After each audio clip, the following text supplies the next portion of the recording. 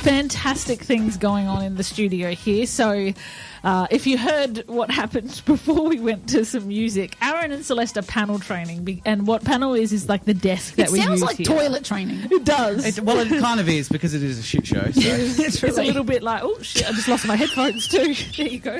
It's not as bad as the shit show as it was like 2 weeks ago. Yeah, no. I am teaching them how to use the desk because obviously I'm going on maternity leave, so they're going to have to do the show while because basically when you start up next year, like I still could be just about to give birth at that point in time. Like, depends on if I go over, really. So we don't know exactly when I'm coming back in the new year. Just depends on when the baby comes and, you know, my recovery. If we'll even have you back. I mean, we haven't had that conversation. You might be like, hey, guys, I'm ready. And we might be like, listen, we've done a really good job on our own. Yeah. You can stay home. Do you know what? I feel like you're going to be our Nat Jan Casper. I love Nat Jan Casper. He was the manager of the Funkies back in the day. Our kids group. And he used to stand there sometimes when we were doing a terrible job on stage. And he's just like put his hand on his forehead and shake his head. Just, what is this garbage that I put on stage? Literally garbage, which we played twice today. Apologies. We have. But the point is that if there are some hiccups throughout this show in terms of the music and everything, just know that they're learning right now.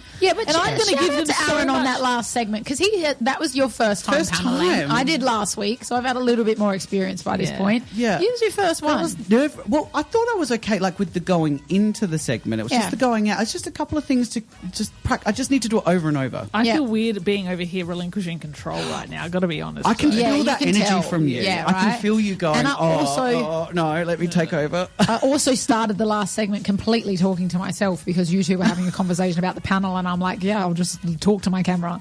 So, apologies if that story started a little strangely. No, I think you carried it well.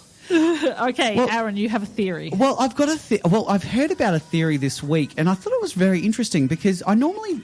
I don't know. I'm spiritual to an extent, but I don't think that I'm very, I'm not really big into numerology so much. I love numerology. Like I don't really get it. But this week I heard something really interesting that I thought we could talk about here today, and I thought it would be good because we're actually finishing up the year in a very, very big way. Yeah, Year of the Snake. It's ending.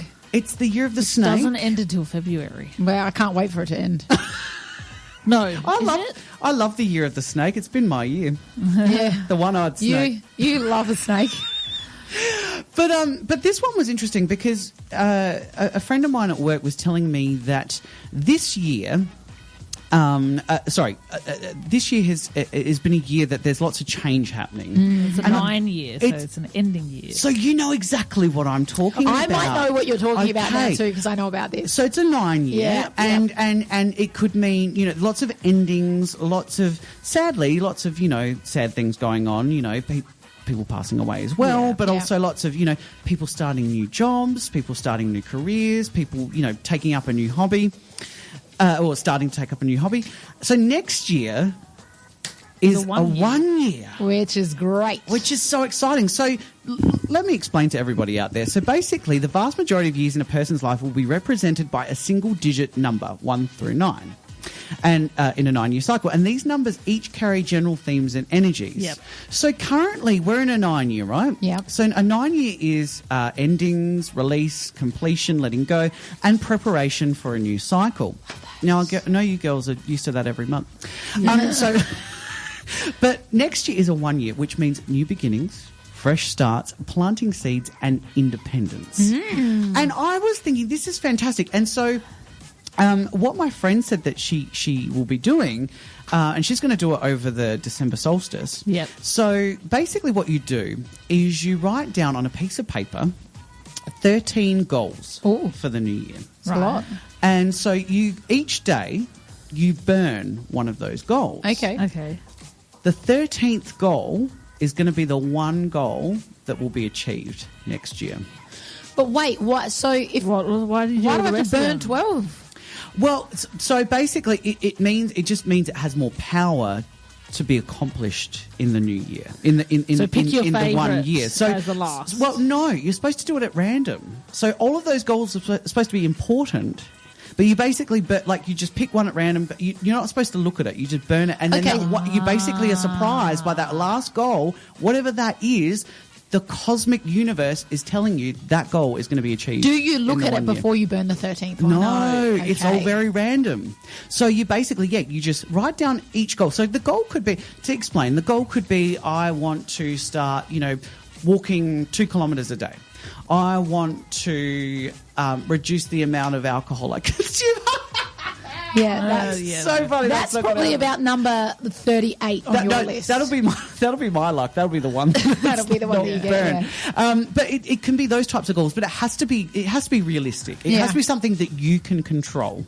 Right. So it can't just be, I want to be rich. It's got to be something you can control, right? Or you can achieve. You can achieve. Because the solstice starts a few days before Christmas. Yes. So my friend's going to do it over that solstice. So it got me to thinking, I want to do this, right? You do. And I think I'm going to do it. And I was thinking, what are some, for me, what are your recommendations, apart from the drinking element? Yeah. What do you reckon would be a good goal for me to put into my really could be 13? for your future self. Yes, okay, the future self. I like that. Okay, but aside from the drinking, that's a pretty obvious one, right? I'm just curious. 13 is a lot. Yeah. That's a lot of goals. I've got one. I need some help. I've got 2. Okay. First one is, and this is actually serious, I'd actually really love to see Aaron be more confident in himself. Oh, he second guesses himself and his ability to do things. Yeah, well, you guys heard the last segment. Yeah. His ability to do things, and I'd love to see that just absolutely change for you in the coming year. I also because this is just a hilarious one for you, a dad. I want to see him be a dad. Doesn't he want to be a doggy dad? Don't you want to be a doggy dad? I do want to be a donkey dad. Yeah. That's a completely different thing. That's a pretty big thing. So I'll be a dad. Okay, be a dad. I could be a daddy. I've got a question. I'm turning for you. 40. I've got a question for you. Okay. If it came down to giving up drinking, Yep. or becoming a dad, I'd kill myself. Okay, Deanna, what do you reckon should be on his list? Oh, what do I reckon you should be on your list?